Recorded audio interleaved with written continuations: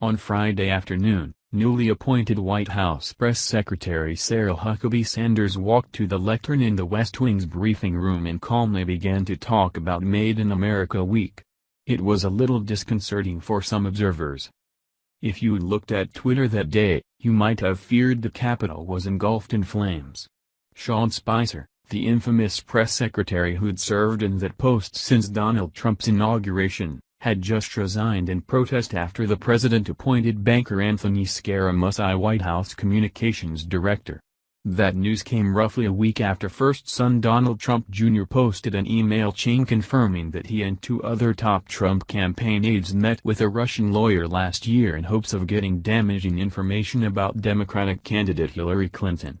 And only days had passed since top Republicans failed, again, to fulfill a major Trump campaign promise to repeal and replace the Affordable Care Act. Oh, and all this was in the middle of a widely criticized 3-week drought in televised media briefings by the White House. If Sanders was faking her confidence as she stood before the nation's press on Friday, she didn't show it. She ignored that crush of breaking news and jostling microphones to stay on message. Relentlessly.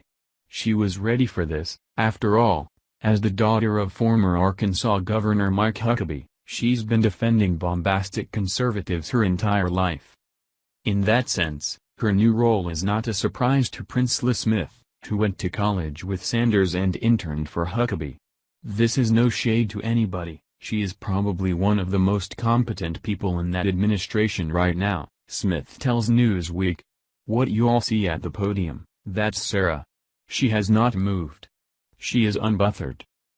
Not only did Sanders grow up in it, she made a career of it. Sanders has done just about every job on the campaign trail, from delivering pies to hungry Huckabee staffers to once standing in for Arkansas Senator John Boozman when he missed a debate. Whether she's in downtown Washington, D.C., or backwoods Arkansas, she comes armed with a winning Southern accent, a no-bullshit demeanor and a burlap sack full of sometimes strange adages. Her new role, however, will prove to be her most challenging. Trump's campaign aides have been accused of colluding with the Kremlin to influence the 2016 presidential election. Democrats are already calling for his impeachment. North Korea won't stop testing nuclear missiles. Fake news is whipping up constant conspiracy theories on the internet, and the real news media is growing increasingly frustrated with the White House's evasive non-answers and refusal to broadcast its news conferences. Sanders is now the mouthpiece for Trump, the person who must explain White House policy and goals to the public in layman's terms while beating back the president's numerous and increasingly vocal critics. Trump is usually behind closed doors and tiny keyboards, but Sanders is on the front line. She's the new primary source for information about the future of the nation. Here's what you need to know about her. Down home. To fully understand Sanders, you have to understand her dad. Mike Huckabee, 61, has spent most of his life as a public figure.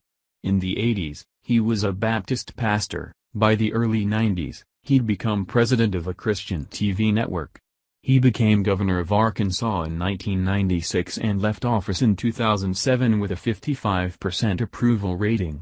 He's always been a little eccentric. Just before his 45th birthday, he moved into a triple-wide trailer parked in the yard of the governor's mansion, and he passed a big gob of his personality on to his youngest. Sarah is more like her dad than anybody else in the family, says former Huckabee advisor Curtis Coleman, adding that means more than sharing his ardor for ice cream.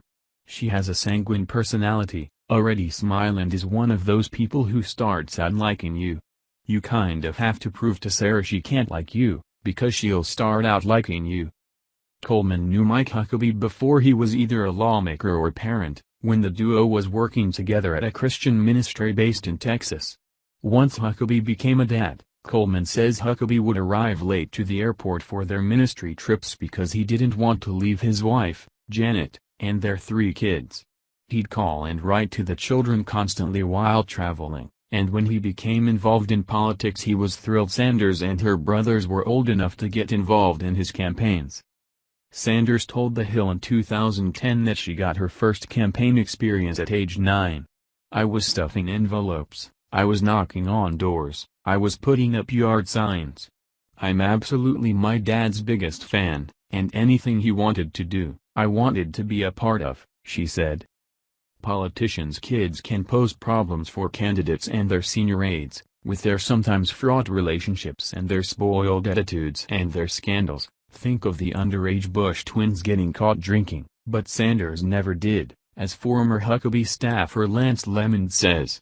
"She was a political animal at 14, says Lemons, now the director of communications for the Faith and Freedom Coalition. He says that as she grew up, she helped with events, tracked poll numbers and grilled staffers on intricate policy questions, taking particular interest in topics like health care. She also quickly learned how to navigate through controversy." Huckabee, like Trump, has a penchant for offending voters with offhand comments. He once compared rapper Jay-Z to a pimp, for example, and invoked the Holocaust to argue against the Iran nuclear deal, which he said amounted to then-President Barack Obama taking Israelis and marching them to the door of the oven. He called the Supreme Court's ruling on marriage equality judicial tyranny, and earlier this year, he said he planned to honor Cinco de Mayo by drinking salsa and watching Speedy Gonzales cartoons. Sanders has stuck by him through it all. When Time asked in 2007 about an old Huckabee suggestion that AIDS patients be quarantined, she declined to get into it, simply saying, "I don't think it hurts us right now." When Huckabee's 1996 support for the parole of Wayne Dumond, a convicted murderer who killed again in Missouri after he was released from prison in Arkansas, came up on a conference call, Sanders said the story was based on a misconception. "She's done more than just damage control for her father." In 2008, at the age 26, Sanders was the national political director for her dad's presidential bid. He won the crucial Iowa caucuses, but suspended his campaign after he lost a string of primaries to John McCain. In 2010, she managed Arkansas Republican John Boozman's successful campaign for senator. A year later, she headed former Minnesota Governor Tim Pawlenty's presidential campaign. In 2014, she advised Arkansas Senate candidate Tom Cotton, and in August 2015, Sanders became campaign manager for her dad in the GOP presidential primary race. When Huckabee dropped out early, she joined the Trump campaign as a senior advisor. Just before the inauguration, Trump brought her into the White House as principal deputy press secretary. Pretty powerful in pink. One day after the president fired FBI Director James Comey, Sanders stepped up to the briefing room's lectern last May and tried to use some Huckabee charm to pacify a howling crowd. "In addition to all of the big news happening at the White House today, it is also my daughter Scarlett's 5th birthday," she said before she took questions from reporters. "And since I'm here and you guys are, I get to wish Scarlett a happy birthday. And with that, I think her first birthday wish would probably be that you guys are incredibly nice." It was a critical moment for Sanders in her new job. For months, Spicer had been consuming Americans' attention. Love him or hate him, he was a star. While Sanders stood on the left of the briefing room, he took center stage. Journalists combed through his old tweets and mocked his chewing gum habit and Dippin' Dots hatred. Melissa McCarthy nicknamed him Spicy and got nominated for an Emmy for her vicious but eerily accurate portrayal of him on Saturday Night Live. Then, on May 9, Trump whacked Comey. Spicer promptly had a breakdown. According to The Washington Post, he yelled statements to reporters gathered near his door. He stuttered in TV interviews. He hid from reporters among the bushes outside the White House, demanding the lights be turned off before he'd talk. The next day, as speculation swirled that Trump had fired Comey because of the Russia investigation, Spicer had Navy Reserve duty. He couldn't lead the daily press briefing, which put Sanders behind the lectern. When viewers tuned in, they were shocked. She didn't speak like Spicer, who would regularly get flustered and combative when reporters' questions got tough. She remained relaxed as she decried Comey's atrocities and attempted to explain Trump's contradictory statements on the firing. She gave journalists the same, microscopic, amount of information Spicer always did, but she did it in a way that didn't leave them, or the president, bristling. Former classmates of Sanders watched, rapt. It wasn't her first briefing, but it was her biggest. The first time we saw her doing a presser in the White House was surreal, says Charles Blake, a Democratic state congressman who went to high school with Sanders. That's one of those jobs, those situations I wouldn't wish on anyone.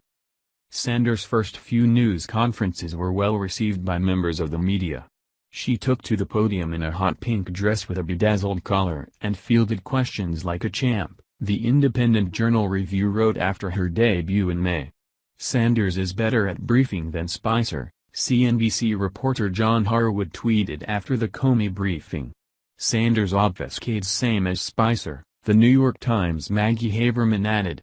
Also does it without making deeply personal, petty, condescending. Hal Bass saw the roots of this aplomb years ago, when he was her political science professor at Ouachita Baptist University in Arkadelphia, Arkansas. He says Sanders excelled in the classroom, where, unlike most students, she could always prove she'd done the previous day's reading and pen coherent essays on, say, the role of presidents in foreign affairs. She also performed well in Student Senate, where she led the orchestrating of events like Homecoming Weekend and the Academic Awards Banquet, Bass says. Disciplined but funny, she always got the work done. I don't recall ever seeing Sarah flustered, in a sense of being overwhelmed. She always seemed very much in control of situations, he adds. Those attributes that I saw almost 20 years ago now are certainly serving her well today. Hi, I'm Sarah. Whenever she hears Sarah Huckabee Sanders, Jennifer Hatton flashes on cactus bread. That dessert pizza is a Pizza Ranch specialty, a disc of dough topped with cinnamon streusel drizzled with icing. Sanders introduced it to her when the two worked on the Huckabee campaign in Iowa in 2008.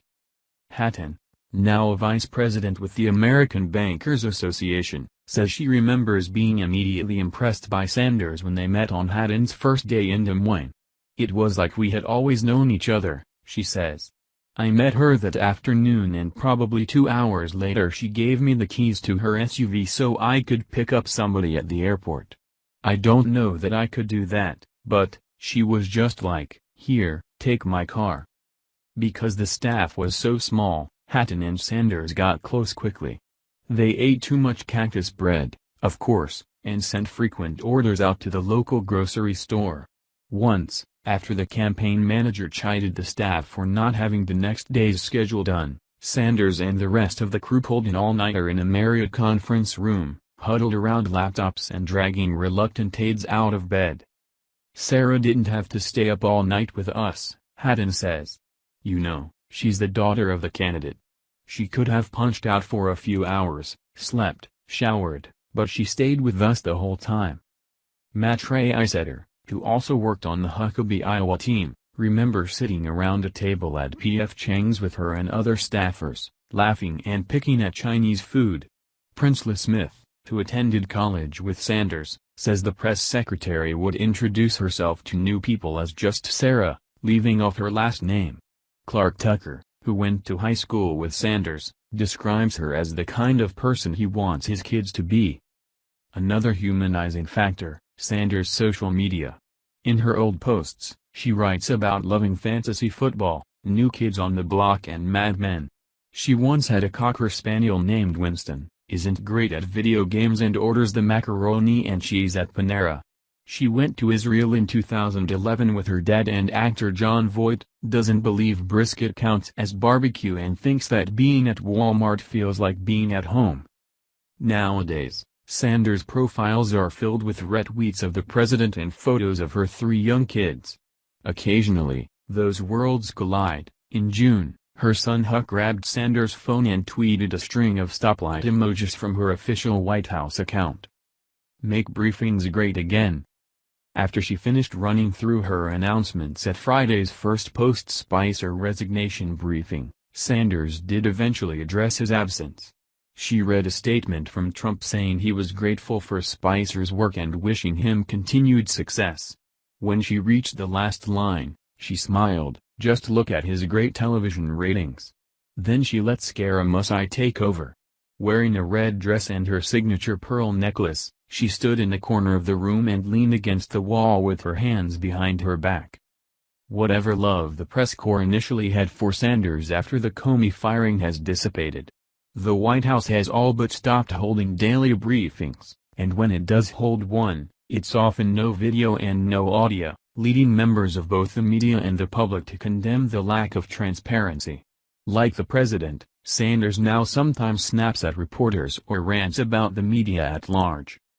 Last month, after CNN retracted a story about, coincidentally, Scaramucci, she sparred with Playboy reporter Brian Karem, who said she was being inflammatory when she called the media dishonest.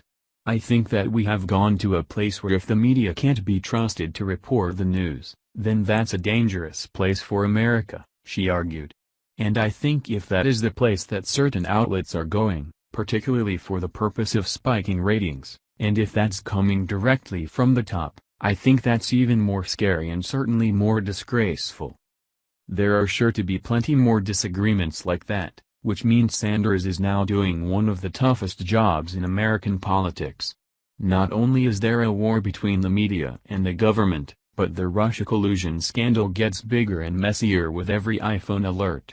Trump repeatedly says one thing by day and tweets the opposite by night. The White House seems to be fracturing under the strain of internal disagreements like the one that ousted Spicer. But on Friday, back at the lectern after Scaramucci's remarks, Sanders was calm, in control. As she wrapped up the briefing, a reporter asked if she thought the White House was in a state of chaos given its high turnover rate. Sanders, as usual, was prepared with a quip that divulged nothing, scolded the reporter and sounded friendly all at the same time. "If you want to see chaos," she said, "you should come to my house early in the morning, when my 3 kids are running around. That's chaos. This is nothing."